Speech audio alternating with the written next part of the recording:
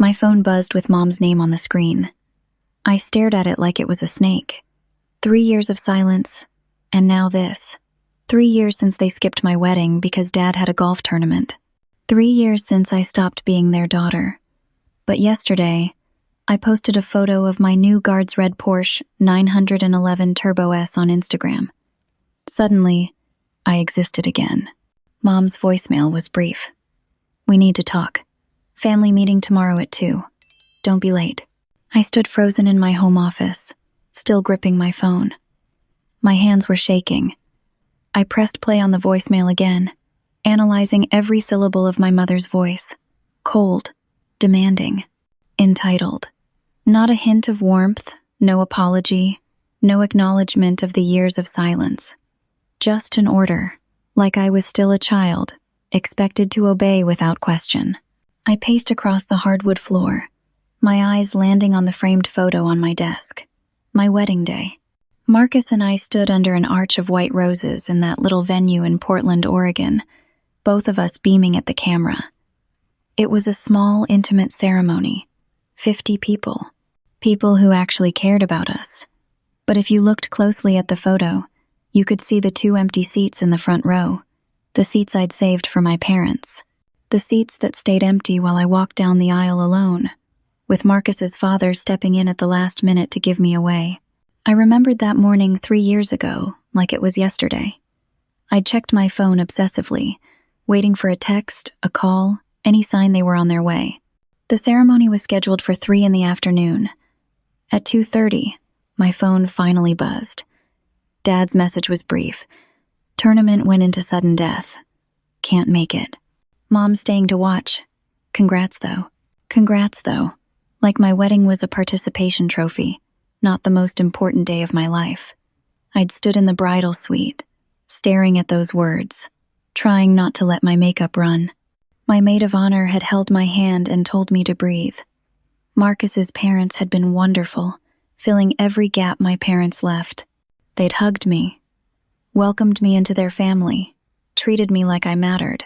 But the humiliation of explaining to 50 guests why my own parents weren't there, why those front row seats stayed empty, had carved something out of me that day. Something I didn't know if I'd ever get back. After the wedding, I'd made a decision. Clean break. No more trying. No more hoping they'd change. I deleted their numbers from my favorites. Stopped calling on holidays. Let their voicemails go unanswered.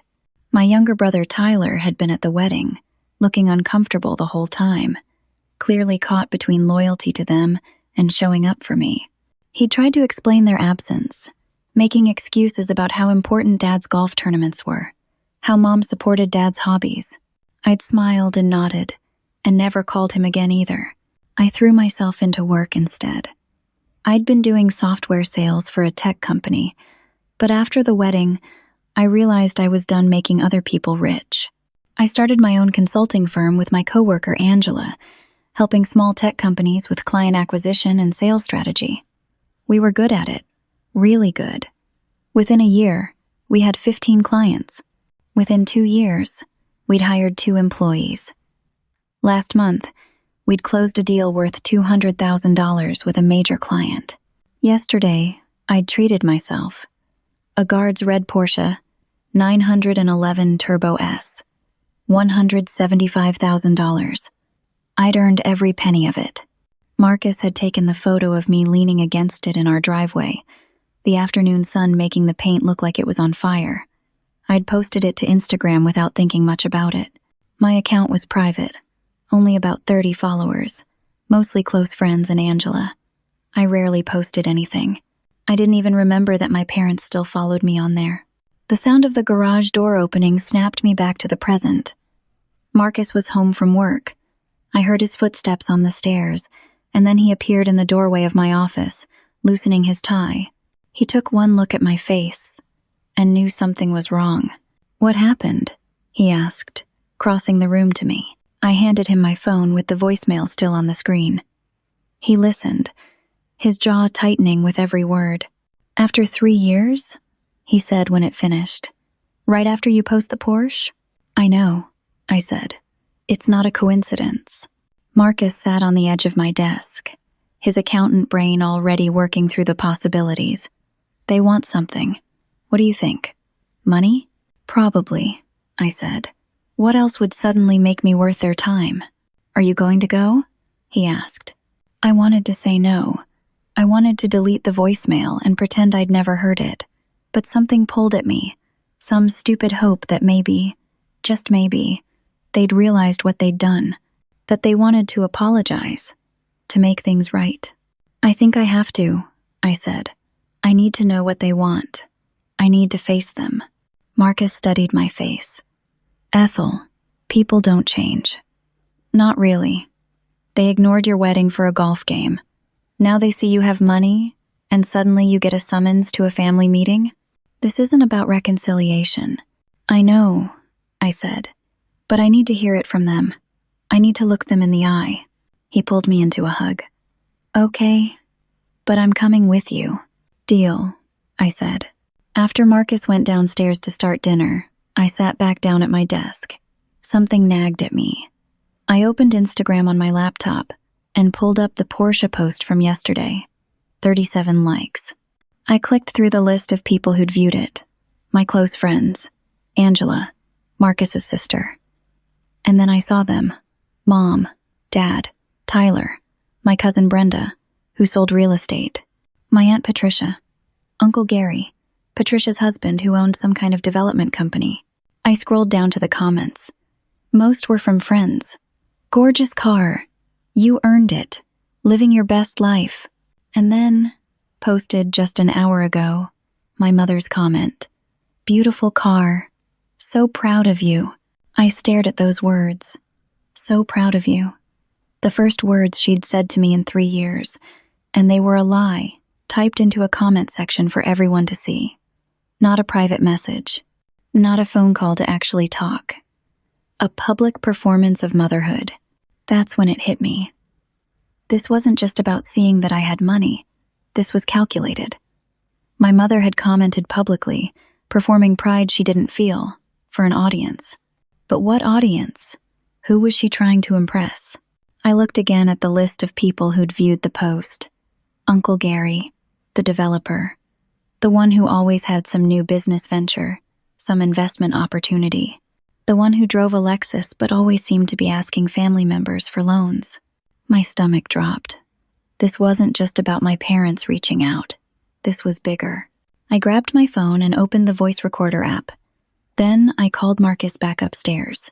Tomorrow, I said. I'm recording everything.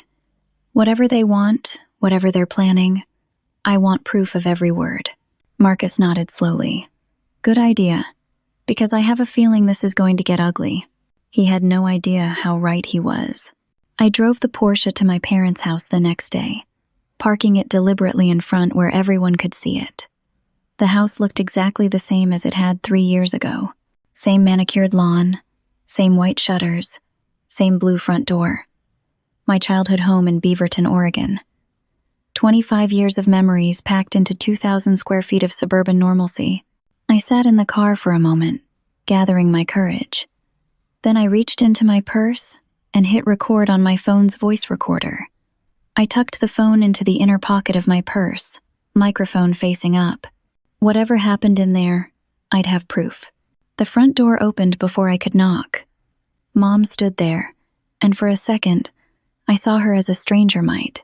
58 years old, blonde hair perfectly styled, wearing a cashmere sweater that probably cost more than my wedding dress had.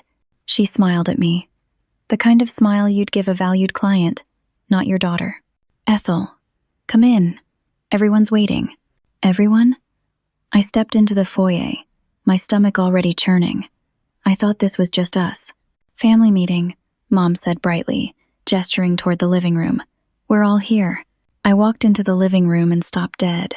They weren't kidding about everyone. Mom and Dad, obviously. My brother Tyler, 28 years old and looking uncomfortable in a button-down shirt. My cousin Brenda, 32, with her real estate agent smile plastered on.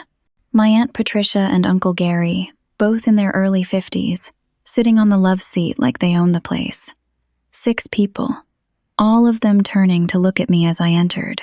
This wasn't a family meeting. This was an ambush. Ethel. Dad stood up from his armchair, opening his arms for a hug. I let him embrace me stiffly. He smelled like the same aftershave he'd always worn. Good to see you, kiddo. Kiddo. Like I was still 12. Like he hadn't missed my wedding for 18 holes of golf. It's been 3 years, I said, stepping back from him. You missed my wedding for a golf tournament. The room went silent. Tyler studied his shoes. Brenda's smile flickered. Mom cleared her throat. We're family, Mom said, sweeping past the accusation like it was a piece of lint. We need to move past old grudges. Life's too short. I stayed standing, even though Dad gestured to an empty chair. They were arranged in a semicircle, like an intervention, or a tribunal. I felt trapped, like prey, surrounded by predators. What do you want? I asked directly. Uncle Gary leaned forward, his hands clasped together. He had that look successful salesmen get, the one that says, "Trust me, I'm about to make you rich." We wanted to talk to you about an opportunity, Ethel. A family opportunity. Here it comes, I thought. I crossed my arms and waited. Mom jumped in, her voice taking on a softer tone. Before we get to that, we want you to know that we've been doing a lot of reflecting. Haven't we, Martin? Dad nodded on cue. That's right. We made some mistakes, Ethel. We weren't there when we should have been. We want to make things right. I almost laughed. 3 years of silence. And now they'd been reflecting? Make things right, how? Tyler finally spoke, his voice quiet. By being a family again. By supporting each other. I looked at my little brother. He'd gained weight since I'd seen him last, and there were circles under his eyes. He wouldn't meet my gaze. Family is everything, Brenda added, her realtor voice kicking in. Right? We're all we've got in this world. Aunt Patricia chimed in next. We heard about your success. Your business is really taking off, isn't it? Your mother showed us your LinkedIn. Very impressive. So they'd been stalking my professional profile too. Great. Business is good, I said carefully. I work hard. That's exactly what we wanted to talk about, Uncle Gary said, pulling a folder from beside his chair. See? I've got this development project starting up. Luxury condos down by the waterfront. Premium location, high-end finishes, the whole package. We're looking at a 30% return on investment in 18 months. Maybe sooner. He opened the folder and pulled out glossy brochures with architectural renderings. Glass and steel towers, expensive furniture staged in the photos, the Columbia River glinting in the background. It looked professional. It looked legitimate. It's a family investment opportunity, Gary continued. We're keeping it in the family first, before we open it up to outside investors. Your Aunt Patricia and I have already put in $50,000. Your parents contributed $50,000 as well. I looked at my parents. Dad nodded. It's a sure thing, honey. Gary's developments always succeed.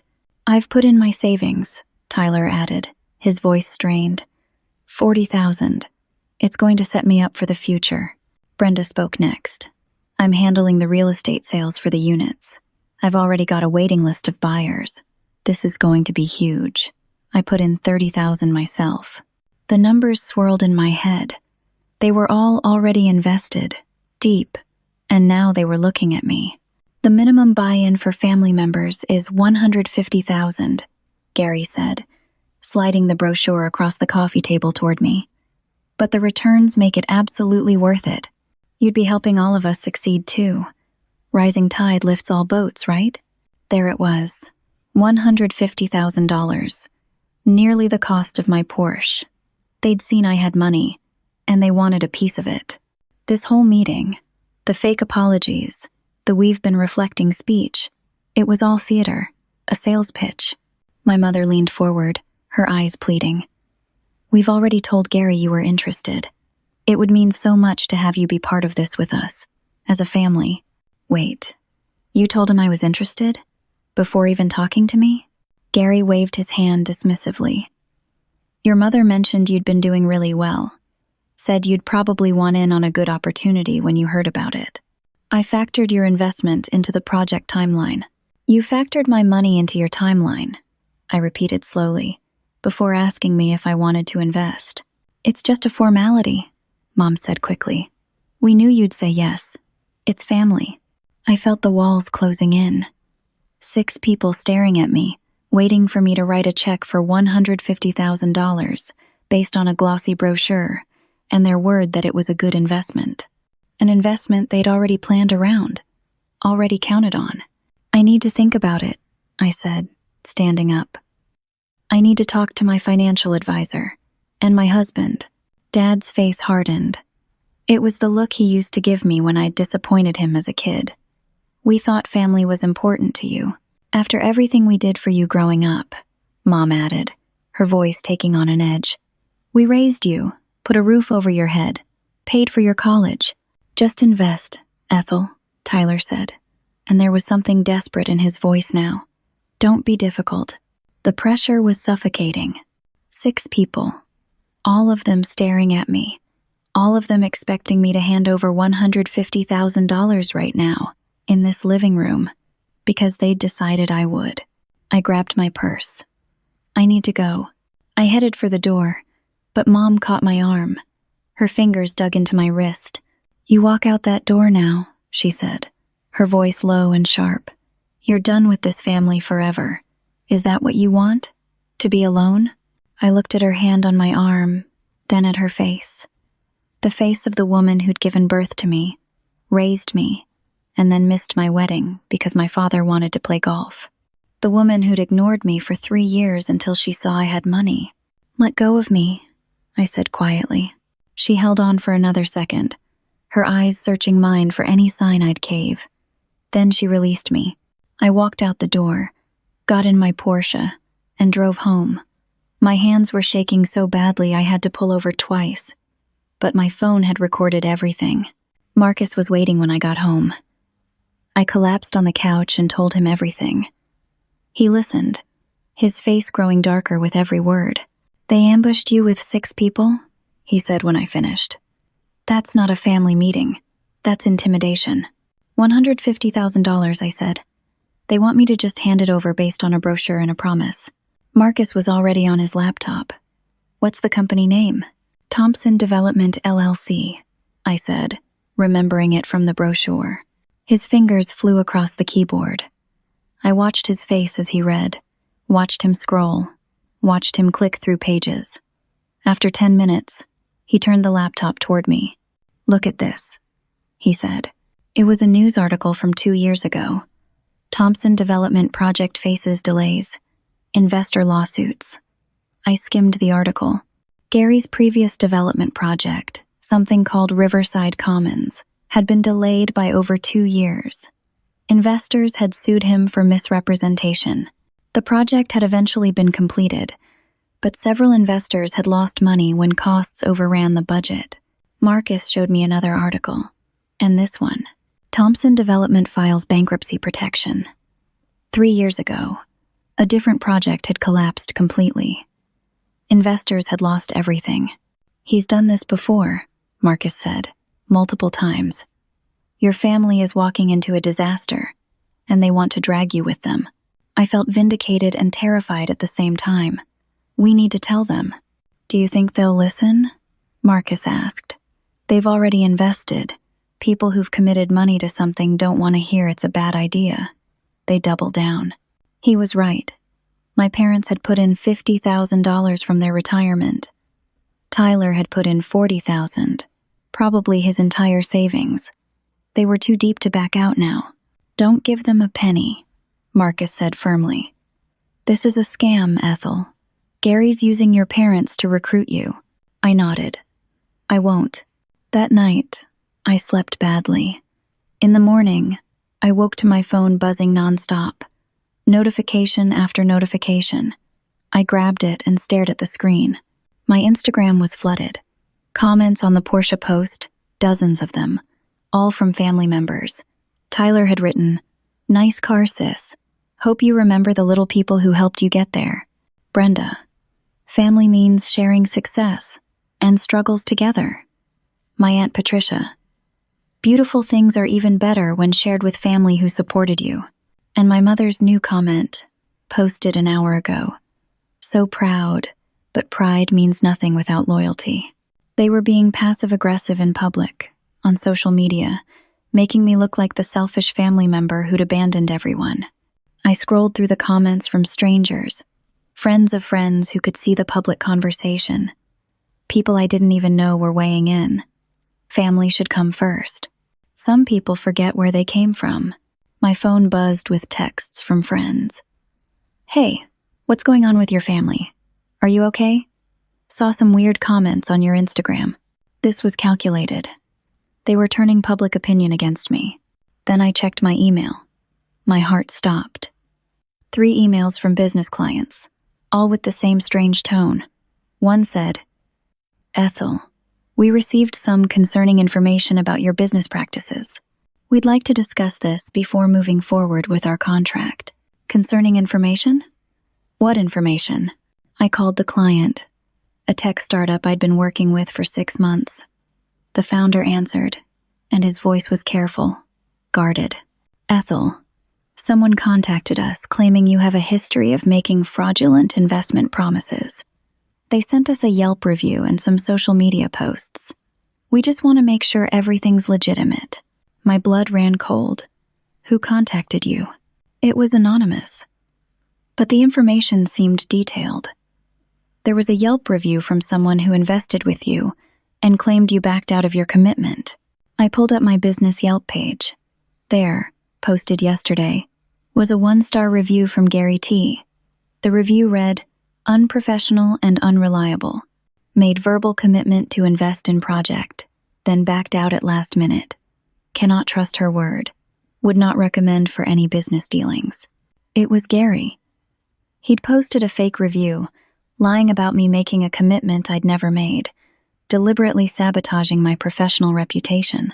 That review is completely false, I told my client. I never made any investment commitment to this person. He's a family member trying to pressure me into a bad deal. I'm happy to provide documentation proving this is retaliation. The client paused. Okay, send us what you have. We value our relationship with you, but we had to check. I hung up and immediately called Angela, my business partner. She answered on the first ring. I was just about to call you, she said. Ethel, we have a problem. 2 of our other clients got emails this morning. Someone's spreading rumors about you. I know, I said. It's my family. They want me to invest in a development project. And when I said no, they started a smear campaign. Your own family? Angela sounded shocked. Ethel, this could destroy our reputation. We need to shut this down fast. I spent the next 3 hours documenting everything. I wrote detailed emails to all our clients explaining the situation, providing the recording of the family meeting as proof that I'd never made any investment commitments. I flagged the Yelp review as false and started the process to get it removed. But the damage was spreading. By afternoon, 2 potential clients canceled meetings with me, citing concerns about my reliability. Tyler posted on Facebook, not mentioning me by name, but clearly about me. Sad when family members forget where they came from. Some people get a little success and abandon the people who raised them. Money changes people. The post had over 200 comments from extended family members, people from our hometown, family friends. They were all talking about me, judging me, without knowing the truth. Then my phone rang. Mom? I almost didn't answer, but I needed to hear what she'd say. This can all stop, if you just do the right thing, she said without preamble. No hello, no pretense of concern. You're destroying my business, I said. You're posting lies about me online. Family pressure, honey. Sometimes you need a little push to see what's important. Gary's project needs investors. We all need this to succeed. You have the money. It's selfish not to help. You think extortion and lies are family pressure? Call it what you want, she said. But here are the facts. Tyler invested his entire savings, $40,000. Your father and I put in $50,000 from our retirement fund. Brenda put in $30,000. We're all in this together. If the project fails because we don't have enough investors, we all lose everything. You can prevent that. By giving you $150,000 for a project that might be a scam? It's not a scam. Gary's a successful developer. This is a sure thing. We just need enough capital to get the permits and start construction. You owe us, Ethel. We raised you for 18 years. This is your chance to pay us back. I hung up. My hands were shaking so hard I dropped the phone. That evening, Marcus came home to find me crying at the kitchen table. He held me while I told him about the calls, the emails, the public shaming, the destroyed business relationships. We'll fix this, he said. We'll get a lawyer. The next day, a letter arrived via certified mail. It was from a law firm I'd never heard of. I opened it with trembling hands. Notice of breach of verbal contract, the letter read.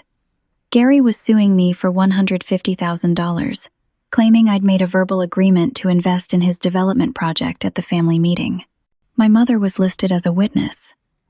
Tyler had submitted an affidavit saying he'd heard me agree to the investment. They were lying, all of them, and now they were suing me for money I'd never promised to give them. I had the recording of the meeting.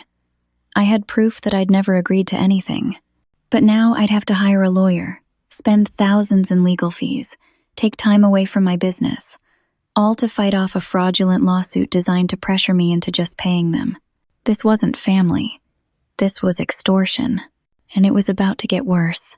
Marcus and I sat in the office of Jennifer Chen, a corporate lawyer someone had recommended through a friend. Jennifer was 45, sharp-eyed, with gray streaks in her black hair and a no-nonsense attitude that I immediately appreciated. I'd brought everything: the recording from the family meeting, the threatening texts and emails, the fake Yelp review, screenshots of the social media harassment, and the lawsuit letter. Jennifer listened to the recording twice, taking notes. When it finished, she sat back in her chair. "This is harassment and extortion," she said bluntly. "They're using legal threats to coerce you into giving them money. The lawsuit won't hold up. You have clear audio evidence that you never agreed to invest. You actually stated multiple times that you needed to think about it and talk to advisors." Relief washed over me. "So I can fight this?" "Yes. But here's the problem. Even a frivolous lawsuit costs money to defend. You'll need to file a response, potentially go through discovery, maybe even get to a hearing. My retainer is $5,000, and total legal fees could run $20,000 or more if they drag this out. $20,000 to fight off a lawsuit based on lies. They're banking on you settling," Jennifer continued. "Most people, when faced with legal costs and stress, just pay to make it go away. That's their strategy." "I'm not paying them," I said firmly. Jennifer nodded. "Good. Then we file a response, attach the recording as evidence, and countersue for harassment and legal fees. We can also pursue restraining orders if the social media campaign continues." Marcus asked, "What about the business damage? Can we sue for that?" "Possibly, but proving damages is complicated and expensive. First, let's shut down this lawsuit. Then we assess next steps." I signed the retainer agreement, wrote a check for $5,000, and walked out of Jennifer's office, feeling slightly more in control. At least I had a lawyer now. At least I had a plan. That afternoon, everything fell apart again. Angela called me, her voice tight with panic. "Ethel, we have a serious problem. 3 of our major clients received anonymous emails this morning. They're threatening to suspend contracts." "What? Why?" The emails included fake documents, forged investment agreements with your signature, showing you made commitments and broke them. The documents look real, Ethel. Professional letterhead, signatures, dates. Someone went to a lot of trouble to create these. I felt like I'd been punched in the stomach. Forged documents. This wasn't just harassment anymore. This was fraud, identity theft, possibly criminal. "One of the clients is our biggest account," Angela continued. $80,000 in annual revenue. They're pausing the contract pending an investigation. They're worried about liability if they're associated with someone accused of fraud.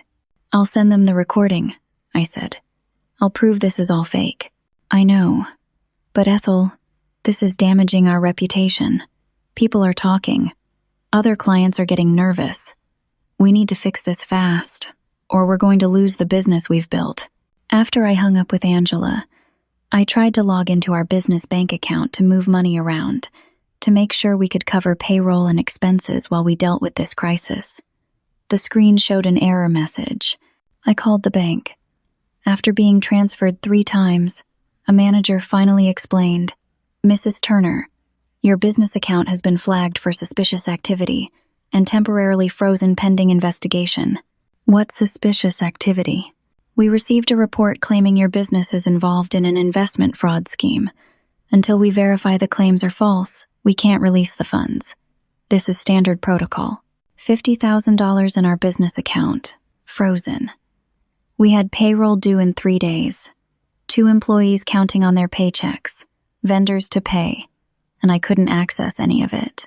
How long will the investigation take? I asked, trying to keep my voice steady. Usually 7 to 10 business days. You can expedite by providing documentation, proving the fraud claims are false. 7 to 10 days. We didn't have 7 to 10 days. I hung up and told Marcus. He looked at our personal bank statements, did some quick math. We can cover payroll from our personal savings, he said. It'll wipe out most of our emergency fund, but we can do it. I nodded, feeling numb. Everything I'd built over 3 years was crumbling because my family wanted money and I'd said no. That evening, there was a knock on our door. I opened it to find Tyler standing there. He looked terrible. He'd lost weight. There were deep circles under his eyes, and his hands were shaking. "Can I come in?" he asked. I almost said no, but he looked so desperate that I stepped aside and let him enter. Marcus appeared from the kitchen, crossing his arms and positioning himself near me protectively. Tyler sat on the edge of our couch like he might bolt at any moment. "I need to talk to you." "So talk," I said. "Just give them the money, Ethel. Please." His voice cracked. "I'm begging you. Why would I give $150,000 to a development project that's probably going to fail?" I said. "Tyler." I looked into Gary's history. He's filed bankruptcy twice. His projects collapse. Investors lose everything. Tyler's face crumpled. I put in $40,000, my entire savings. My wife is pregnant, Ethel. The baby's due in 4 months. If this project fails, I lose everything. My marriage is already in trouble. Because Amanda is so angry, I invested without really researching it. I can't lose this money. I can't. I felt a stab of pity, but also anger. You should have researched before investing. Why didn't you? Because Dad said it was safe. Because Gary's our uncle and I trusted him. I thought family wouldn't lie to us. And yet you lied for them, I said. You signed an affidavit saying you heard me agree to invest. You lied under oath, Tyler. That's perjury. He looked down at his hands. Mom said you wouldn't really fight the lawsuit. She said you'd just pay to make it go away, and then everyone would get their money back from the project, and it would all work out. So you destroyed my reputation and committed perjury because Mom said it would work out? I was desperate, Tyler shouted, standing up. You don't understand. You have money. You drive a Porsche that costs more than some people's houses. You could lose $150,000 and still be fine. I lose $40,000 and I can't feed my kid. That's not my fault, I shot back. I didn't force you to invest in Gary's project. I didn't tell you to give him your life savings without researching. That was your choice. And now you want me to bail you out by making the same stupid choice you did? Tyler's face went red. You're so selfish. You always were. Everything was always about you. You couldn't even forgive Mom and Dad for missing your wedding. They chose golf over my wedding, I said quietly. And you chose their side. And now you're all trying to destroy my business because I won't fund your bad investment. So yeah, Tyler, I'm the selfish one. He stood there for a moment, breathing hard. Then he walked to the door. You're going to regret this. When we lose everything, it'll be on you. He slammed the door behind him. I collapsed on the couch. Marcus sat next to me, pulling me close. I couldn't cry anymore. I was too exhausted, too overwhelmed, too defeated. My business was falling apart. My bank accounts were frozen. My reputation was destroyed. My family was coordinating an attack against me that included fraud, perjury, and extortion. And they blamed me for not just giving them money. "We're going to lose everything," I whispered. "No," Marcus said firmly. "We're not. We're going to fight, and we're going to win." But I didn't feel like we could win. I felt like I was drowning, and every time I surfaced, someone pushed me back under. My phone rang. Mom again. I answered, too tired to screen anymore. "Last chance," she said without preamble. "Wire the money by Friday or this gets much worse. We filed a report with the state attorney general claiming your business is an unlicensed investment advisory service. You'll be investigated for operating without proper licensing. Between the lawsuit, the business investigation, and the fraud reports, you'll be buried in legal problems for years. Or you can wire $150,000 and make all of this disappear. Your choice." She hung up before I could respond. I stared at my phone. They'd now threatened me with criminal investigation, the state attorney general. My business could be shut down completely. Even if the claims were false, an investigation would destroy us. I'd hit rock bottom, and they were still digging. It was Thursday night. The deadline was tomorrow. I hadn't slept in 2 days. Our business was hemorrhaging clients. The bank account was still frozen. Legal bills were mounting. My reputation was in shreds. And tomorrow, my family expected me to wire them $150,000 or face criminal investigation. Marcus found me sitting in the dark in our bedroom at 2 a.m, staring at nothing. "Maybe we should just pay them," he said quietly, sitting next to me. "Maybe it's not worth fighting anymore." Part of me wanted to agree. I was so tired, so defeated. It would be easier to just give them the money and make it all stop. But then something in me snapped, not broke, snapped into place. "No," I said. "They don't get to win. They don't get to terrorize me and walk away with my money." "Then what do we do?" Marcus asked. "We fight back. But we need ammunition." I got up and grabbed my phone, pulling up the recording from the family meeting. I'd listened to it a dozen times for the lawsuit, but this time, I listened differently. I wasn't listening for what I'd said. I was listening for what they'd said. Gary's voice came through clearly. "Your Aunt Patricia and I have already put in $50,000. Your parents contributed $50 as well. Later, the minimum buy-in for family members is $150,000. And then, buried in the middle, something I'd missed before. Like the Riverside project, we had some delays, but everyone got paid eventually. This one's even better positioned. Riverside project. That was the one Marcus had found articles about. The lawsuits, the delays, the bankruptcy. I grabbed my laptop and started searching. Riverside Commons Thompson Development bankruptcy. This time, I dug deeper. Found court documents. Found investor statements. Found a forum where people who'd lost money shared their stories. One investor had posted, "Gary Thompson promised guaranteed returns in 18 months. Project delayed 3 years. Company filed bankruptcy. I lost $90,000. Another, Thompson Development, LLC, folded in 2022. Started new company under different name to avoid the damaged reputation. Same person, same tactics." I found building permits for Gary's current project, or rather, the absence of permits. Applications for the waterfront development had been submitted and denied. Twice. Zoning violations. Environmental concerns. The city had rejected the project both times. The permits weren't approved. The project couldn't legally be built as Gary had described it. He was collecting investments for a development that didn't have permission to exist. "Marcus," I said, my voice shaking, "come look at this." He read over my shoulder. I watched his face change as he processed what he was seeing.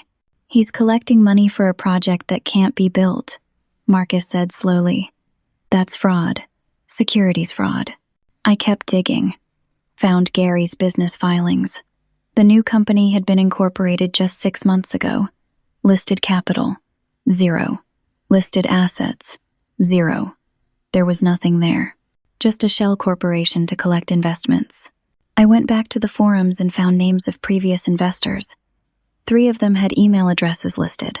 I sent messages to all 3, explaining that I was being pressured to invest and asking if they'd be willing to share their experiences. Within an hour, 2 had responded.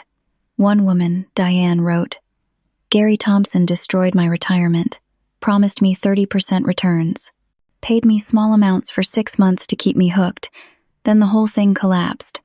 I lost $60,000. I reported him to the state, but the case went nowhere. I'll help you any way I can." By 4 in the morning, I had a file folder full of evidence. Bankruptcy filings, denied building permits, investor testimonials, court documents from previous lawsuits. A pattern of fraud spanning 7 years. Marcus, who'd been working alongside me, pulled up Gary's current company financial statements. As an accountant, he knew what to look for. "Look at this," he said, pointing at the screen. "The company has collected approximately $200,000 in investments according to these filings, but there's no construction activity, no contractor payments, no materials purchased. The money's going to administrative fees and consulting fees, which means Gary's paying himself," I said. "Exactly. He's using new investment money to pay himself and probably to pay back earlier investors in small amounts to keep them quiet. It's a Ponzi scheme. New money covers old obligations. Nothing's actually being built." The sun was rising by the time we finished compiling everything. I had proof, not just suspicion, hard evidence that Gary was running a scam, that the project couldn't be built, that my family's money was already gone or going into Gary's pocket. I called Jennifer, my lawyer, at 8 in the morning. She answered groggily. "It's Ethel Turner. I need to see you immediately. I have evidence." By 10, we were in her office. Jennifer reviewed everything we'd brought. The denied permits, the bankruptcy filings, the investor testimonials, Marcus's financial analysis. She made notes, cross-referenced documents, and after an hour she looked up at us. "This is securities fraud," she said. "Federal and state crimes. Gary Thompson is running an illegal investment scheme. Your family members are victims, but they're also unwitting accomplices if they're recruiting investors. Can we stop this?" I asked. "Yes. We file a complaint with the Securities and Exchange Commission and the State Attorney General. They'll investigate. If the evidence holds up, Gary gets arrested, the project gets shut down, and investors might recover some funds." "But my family already invested," I said. "Tyler put in $40,000. My parents put in $50,000. If the project shuts down, they lose everything." Jennifer's face softened slightly. "They're probably going to lose it anyway. Gary's already spent most of the money. But if we act fast, we might freeze his assets and recover something." "There's another option," Marcus said. "We use this as leverage." Jennifer and I both looked at him. "Tomorrow's the deadline," Marcus continued. "They expect Ethel to pay or face escalating attacks. Instead, she shows up with this evidence, gives them a choice. They stop the harassment, drop the lawsuit, retract their lies, and we don't report Gary to authorities immediately. Gives them time to get out with whatever money's left." Jennifer considered it. "That's risky. Gary could disappear with the remaining funds. But my family gets a chance to understand what they're really involved in," I said, understanding Marcus's plan. "They're victims too, even if they don't realize it. Maybe if they see the evidence, they'll back down." Jennifer nodded slowly. "Okay, but we do this carefully. I'll prepare a formal complaint ready to file. You present the evidence tomorrow at their deadline meeting. Give them 1 hour to decide. Either they cooperate, or we file and let the authorities handle it." I thought about Tyler's desperate face, his pregnant wife, his lost savings. I thought about my parents' retirement fund. They'd been manipulated by Gary, even if they'd turned around and tried to manipulate me. "We give them the chance," I said. They can either help me fix this, or they can go down with Gary. Jennifer drew up the documents. Marcus and I went home and tried to sleep, knowing tomorrow would determine everything. At 1 in the afternoon, Mom called. "Well," she said, "are you wiring the money?" "I'll be there at 2, I said. "Tell everyone to be there. Gary, too. I'm bringing documents you all need to see." "You're bringing the investment check?"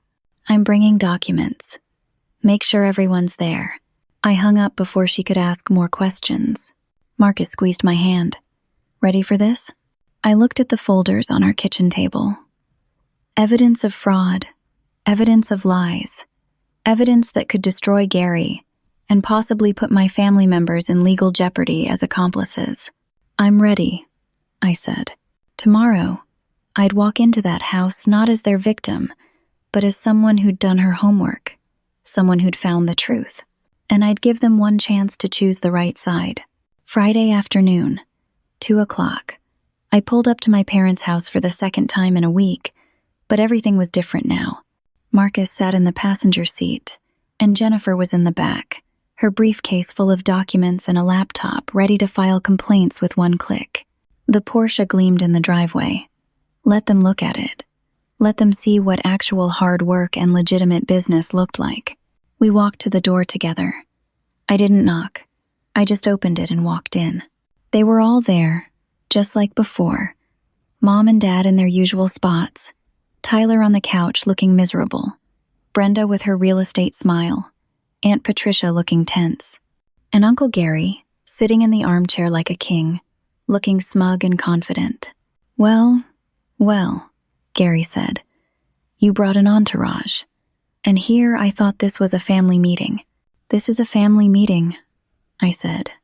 "That's why everyone needs to hear what I have to say." I set my folders on the coffee table. Marcus stood behind me, and Jennifer took a position near the door. Professional. Intimidating. "I'm Jennifer Chen, Mrs. Turner's attorney," Jennifer said, her voice cutting through the room. "I'm here as a legal witness to what's discussed today." Mom's smile faltered. Dad shifted uncomfortably. Tyler looked confused. "Before anyone talks about investments or money," I said, "you all need to see what you've actually invested in." I opened the first folder, pulled out the building permits, slid them across the table. "These are the permit applications for the waterfront development project. Notice the big red stamps that say, Denied. The project Gary's collecting money for doesn't have permission to be built. The city rejected it twice. Zoning violations and environmental concerns." Gary's face went red. "Those are temporary setbacks. We're reapplying with modified plans." "Really?" I pulled out more documents. "Because these financial statements from your company show no money being spent on architects or engineering modifications. In fact, there's no construction activity at all. No contractor payments, no materials purchases, nothing." Marcus stepped forward, pointing to highlighted sections. "The money that's been invested, approximately $200,000 so far, is going to administrative fees and consulting fees, which means Gary's paying himself." Tyler grabbed the documents, his hands shaking as he read them. "This can't be right. Gary, you said construction was starting next month." "It is." Gary stood up. "These people are lying. They're trying to sabotage a legitimate business opportunity because Ethel's bitter and selfish." "Sit down, Mr. Thompson," Jennifer said coldly. "Or leave. But if you leave, I file fraud complaints with the SEC and State Attorney General within the hour." Gary sat down slowly. I pulled out the next set of documents.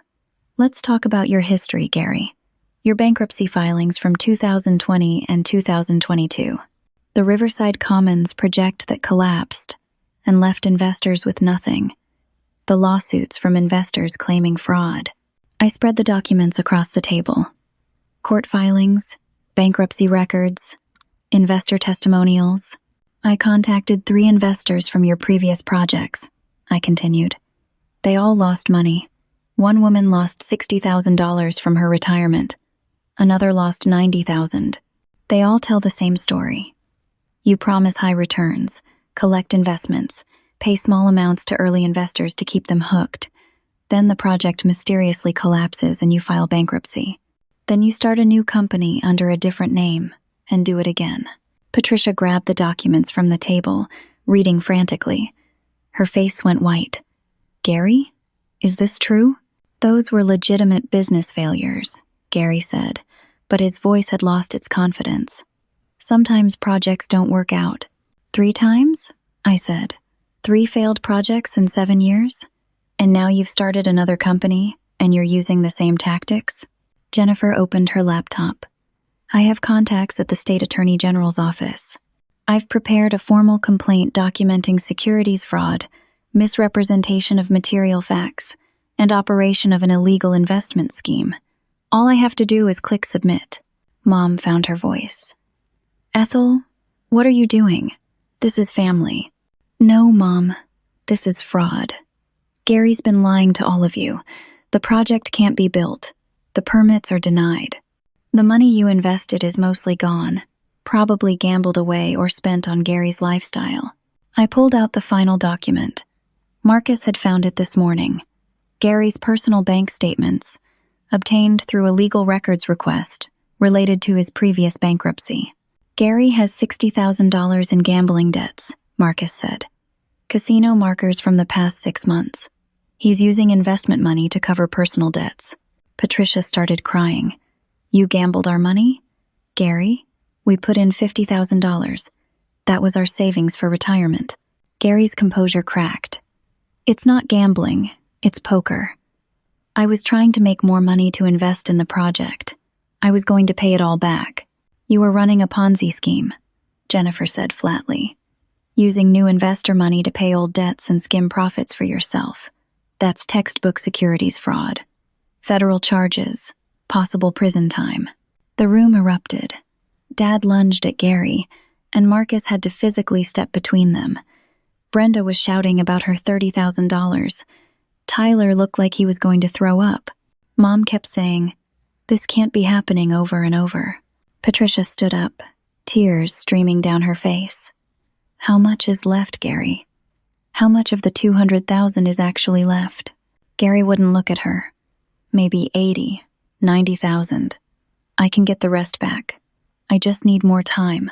You've lost over half, Patricia screamed. Half the money is gone. Our money. Their money. Mom turned on me, fury in her eyes. You knew about this. Why didn't you warn us? I felt 3 years of pain and anger surge up. I was warning you. I said I needed to research the investment. I said I wanted to talk to advisors. But instead of listening, you ambushed me with 6 people demanding money. You launched a social media campaign against me. You filed a fraudulent lawsuit. You forged documents and sent them to my clients. You froze my bank accounts. You tried to destroy my business and my reputation because I wouldn't blindly hand over money to a con artist. Mom opened her mouth to argue, but I wasn't done. You missed my wedding for a golf tournament, then ignored me for 3 years. The only reason you called was because you saw I had money and thought I was your personal ATM. You never apologized. You never tried to make things right. You just wanted to use me. Tyler's voice was small. You're right. We were wrong. All of it. We were wrong. I looked at my little brother, seeing him clearly for maybe the first time. He wasn't evil. He was weak. He'd made a bad choice, and instead of owning it, he'd let our parents manipulate him into attacking me to cover their mistakes. Here's what happens now, I said, addressing the whole room. Gary returns whatever money is left to everyone who invested. Every penny. We document it legally.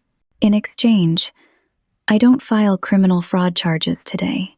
What? Gary sputtered. I can't just return it. I need that money.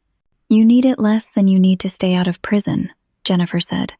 Mrs. Turner is being generous.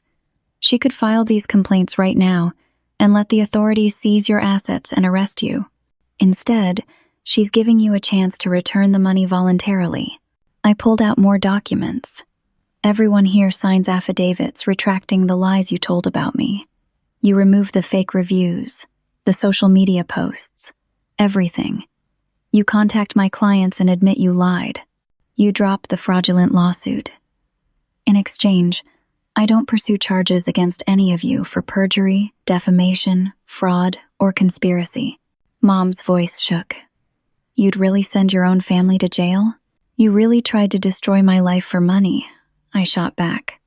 So yes, if you don't make this right, I'll let the legal system handle it. I gave them the documents. Forms to sign, statements to retract, affidavits admitting the lawsuit was fraudulent. You have 1 hour to decide, I said. Sign these, return the money, and we all walk away. Or refuse, and I file criminal complaints, and you deal with the consequences. Gary looked around the room at the faces of his family members, all staring at him with a mixture of betrayal and rage. His shoulders sagged. How much do you have left? Patricia demanded. Exactly. Gary's voice was barely a whisper. 83,000. That's all that's left from the 200,000 invested. The room went silent as everyone did the math. $117,000. Gone. More than half. Tyler had lost 12,000 of his 40,000. My parents had lost 15,000 from their retirement. Brenda had lost 10,000.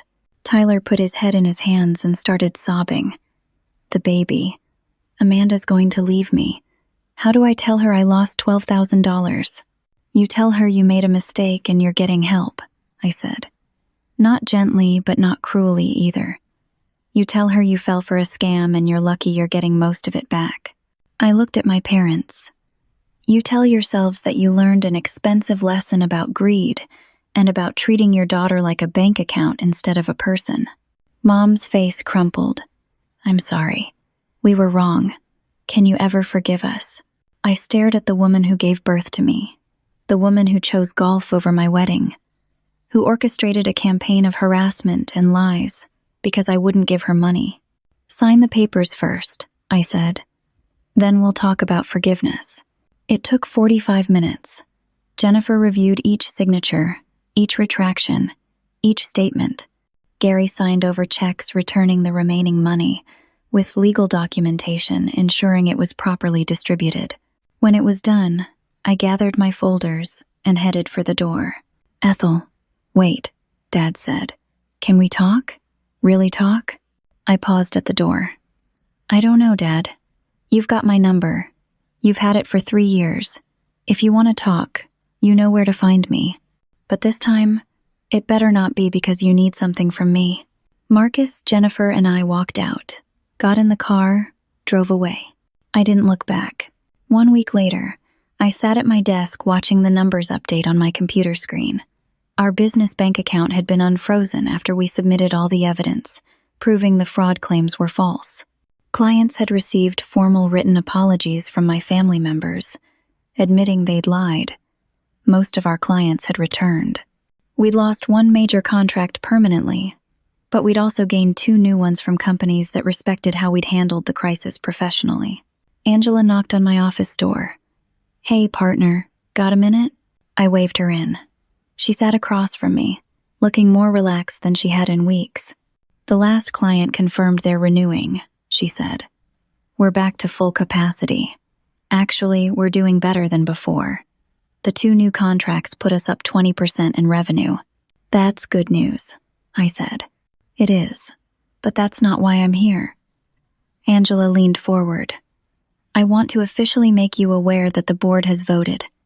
We're offering you full partnership at 40% equity. You've earned it, and after watching how you handled your family's attacks without letting it destroy this company, I trust you completely. I felt tears prick my eyes. Thank you, Angela. That means everything. After she left, I sat back and thought about the past 2 weeks. The confrontation had changed everything, but not in the ways I'd expected. Gary had returned $83,000. Tyler got $28,000 back, losing $12,000 total. My parents got $35,000, losing $15,000 from their retirement. Brenda got $20,000, losing $10,000 of her savings. Aunt Patricia filed for divorce 3 days after the meeting. The state attorney general had still opened an investigation into Gary based on the evidence Jennifer had shared. The case was ongoing, but Gary faced possible criminal charges for securities fraud. My business had survived. Jennifer's legal fees had cost $18,000 total, which hurt, but we'd won. The fraudulent lawsuit was dismissed with prejudice. The fake reviews were removed. My reputation was slowly rebuilding. The surprise I'd brought to that family meeting wasn't what they'd expected. They'd thought I was bringing money, submission, acceptance of their demands. Instead, I'd brought truth, evidence, and accountability. I'd brought a lawyer and proof instead of a checkbook. The real surprise was that I fought back. 2 days after the confrontation, Tyler called. His voice was shaking. "Ethel, I'm sorry. I was desperate and stupid. You saved me from losing everything. Amanda and I are going to counseling, and I'm being honest with her about what happened. The baby's due in 3 months, and because of you, we'll have most of our savings intact. Thank you." I'd told him I appreciated the apology and that I'd think about whether I wanted to rebuild our relationship. I wasn't ready to just forgive and forget, but I also recognized he'd been a victim of Gary's manipulation, even if he'd participated in hurting me. Dad had sent an email a few days later. Brief, awkward, but genuine. "Ethel, I was wrong. About missing your wedding. About everything that came after. I let Gary manipulate me, and I let your mother convince me that pressuring you was okay. I'm embarrassed and ashamed. I don't expect you to forgive me, but I needed you to know I recognize how badly I failed you as a father." I'd read that email 5 times. I hadn't responded yet. Maybe I would eventually. Maybe I wouldn't. I was still deciding what I was willing to rebuild. Brenda had sent flowers to my office with a card. "Thank you for saving us from ourselves. You were the only one brave enough to dig for the truth. I'm sorry I participated in hurting you." Aunt Patricia had visited me at my office in person, bringing coffee and apologies. "You exposed Gary before he could hurt more people," she'd said. "I'm furious with him, but I'm grateful to you. You did the right thing even when it was hard." But Mom's voicemail had come yesterday, and her message was telling, "I still think you could have handled this better, Ethel. You didn't need to humiliate us in front of everyone. You could have just told us privately about Gary's problems. But I understand you were hurt by what we did. I hope someday we can move past this." No real apology. No acknowledgement of the harassment, the lies, the campaign to destroy my business. Just criticism of how I'd defended myself, and a vague hope that I'd move past what they'd done to me. She was still playing the victim, still refusing to take responsibility. That voicemail had made my decision clear. Marcus found me that evening in our home office, staring at the photo from our wedding day. He wrapped his arms around me from behind. "Thinking about family?" he asked. "Thinking about what family means," I said. I spent 3 years hurt that my parents didn't come to our wedding. 3 years feeling like I'd lost something important.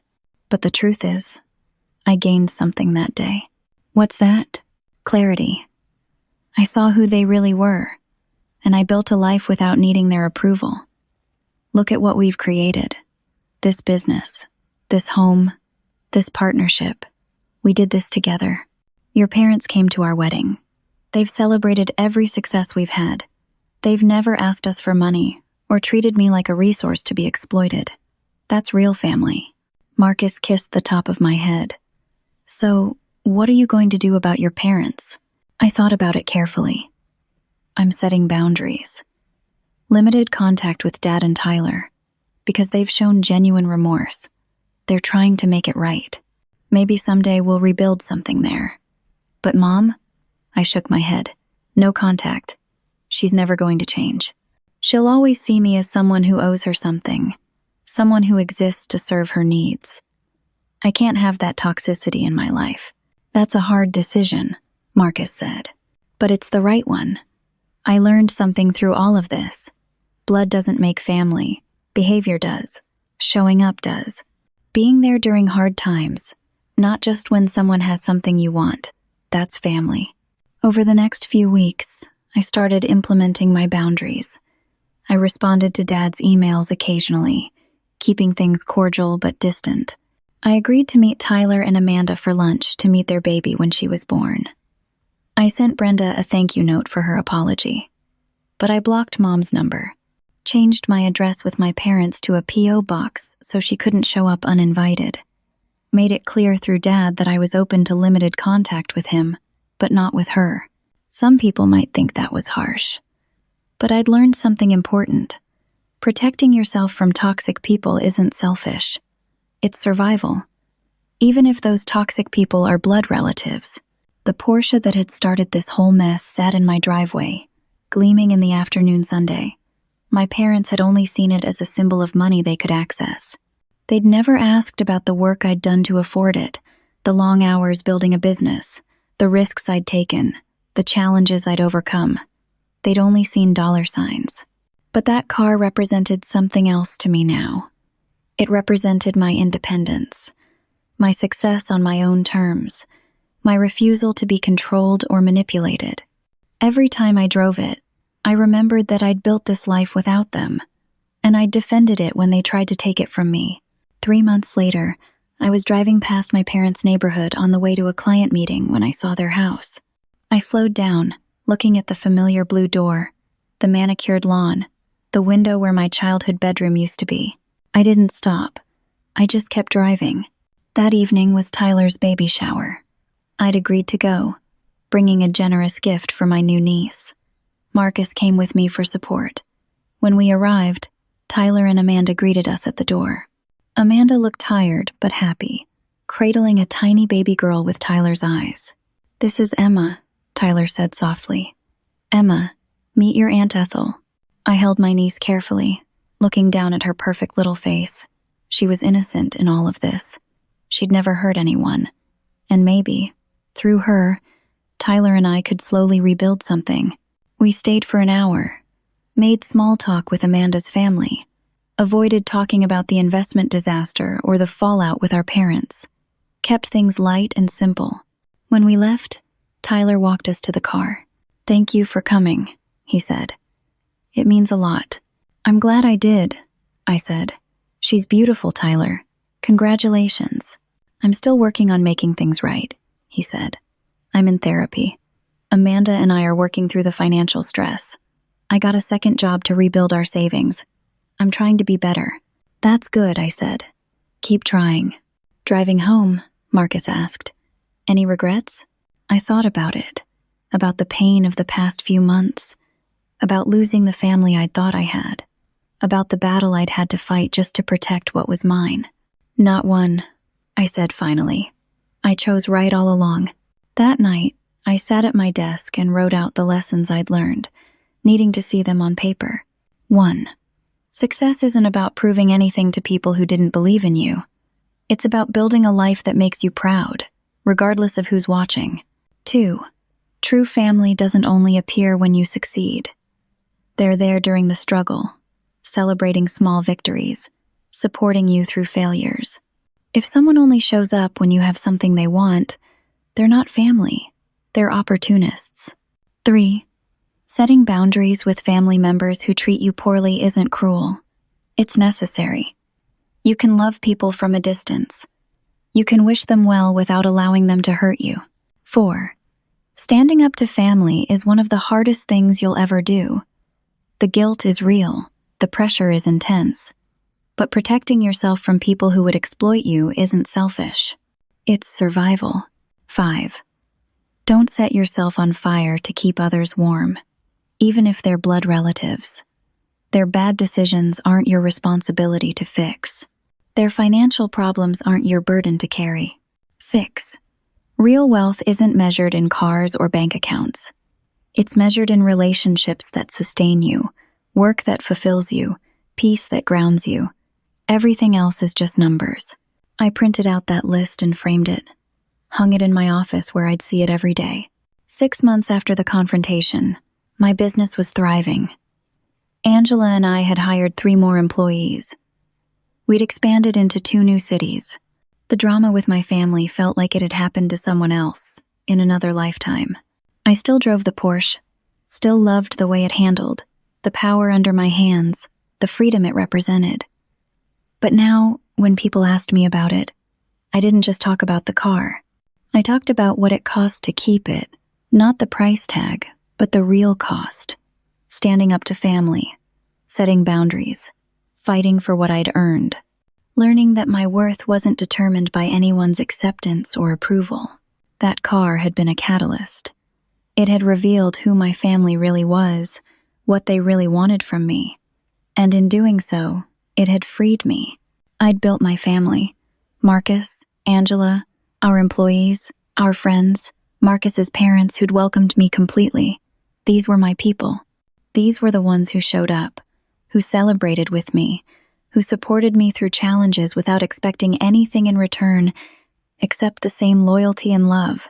Looking back, I can see that my parents did me a favor, even if they didn't mean to. By missing my wedding, they showed me I could build a beautiful life without them.